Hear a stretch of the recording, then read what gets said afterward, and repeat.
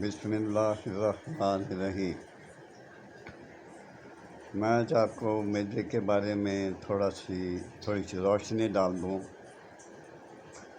آپ بڑے سے بڑے ڈاکٹر کے پاس چل جائیں، خواہ وہ کتنا بھی قابل ڈاکٹر ہو، لیکن اگر وہ آپ کا معدہ نہیں دیکھتا، معدے کے بغیر ہی آپ کو میڈیسن دے دیتا ہے یا انجیکشن لگا دیتا ہے، آپ کو آرام آ جاتا ہے، پھر تھوڑی دیر کے بعد پھر تکلیف وہی جس کے لیے آپ ڈاکٹر کے پاس گئے یا حکیم کے پاس گئے۔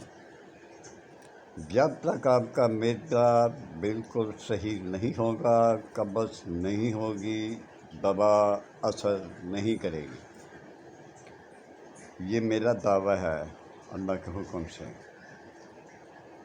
کہ جس شخص کو قبض ہوگی یا معدے کی تکلیف ہوگی، جب تک آپ معدے کا علاج نہیں کرتے، اس پہ آپ دھیان نہیں دیتے، وہ مریض چاہے وہ حکیم کے پاس جائے یا بہت قابل ڈاکٹر کے پاس جائے، اس پہ دوا اثر نہیں کرے گی۔ یہ آپ کو پہلے بتا دوں میں۔ اب میں آپ کو سب سے پہلے یہی بتا دیتا ہوں کہ آپ نے جو دوا کھانی ہے بہت سستی ہے، آسان ہے، وہ میں آپ کو بتا دیتا ہوں۔ آپ کھائیں، اگر آپ کے نصیب میں شفا ہوئی تو آپ کو ضرور انشاءاللہ تعالیٰ ملے گی۔ ایمان کی بات ہوتی ہے، ایمان کی، ٹھیک ہے؟ ایمان ٹھیک ہو تو اللہ تعالیٰ شفا ضرور دیتا ہے۔ یہ میرا ایمان ہے، سو لہٰذا اپنے پیسے کو خراب نہ کریں۔ سب سے پہلے آپ اپنے معدے کا علاج کروائیں۔ اب اس میں آپ کا پڑے گا کیا؟ موسیقی رومی ہے، چھوٹی الائچی کا دانہ ہے، یہ آپ نے ہر ایک 6 ماشا لے لینا ہے۔ باقی تیسری چیز رہ جاتی ہے مصری، وہ آپ نے 18 ماشے لے لیں۔ موسیقی رومی ہے، دانہ الائچی خرد ہے، تباشیر ہے، یہ 3 چیزیں ہیں۔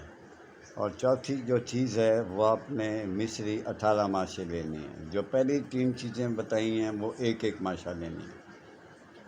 یہ آپ نے صبح، دوپہر، شام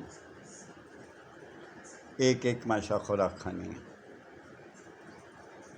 آپ مجھے بہت دعا دیں گے اور آپ میری بات سے اتفاق بھی کریں گے۔ سب سے پہلے اپنے معدے کا علاج کریں، پھر کوئی اور علاج کروائیں، پھر آپ کی زندگی بھی بچے گی، آپ کی بیماریاں بھی آہستہ آہستہ دور ہوں گی۔ چاہے وہ کسی معمولی ڈاکٹر کو دکھا دیں، چاہے پھر آپ بڑے سے بڑے ڈاکٹر کو دکھا دیں، بشرطے کہ آپ کو معدے کی تکلیف نہ ہو۔ اور یہ بھی آپ کو بتا دوں کہ زیادہ گولیاں کھانے سے معدہ زخم پیدا کر دیتا ہے۔ کم سے کم گولیاں دیں، ڈاکٹر صاحب سے کہیں، حکیم صاحب سے کہیں کہ ایسی دوا دیں جو میرے معدے کو خراب نہ کرے۔ اجازت چاہتا ہوں، اللہ حافظ۔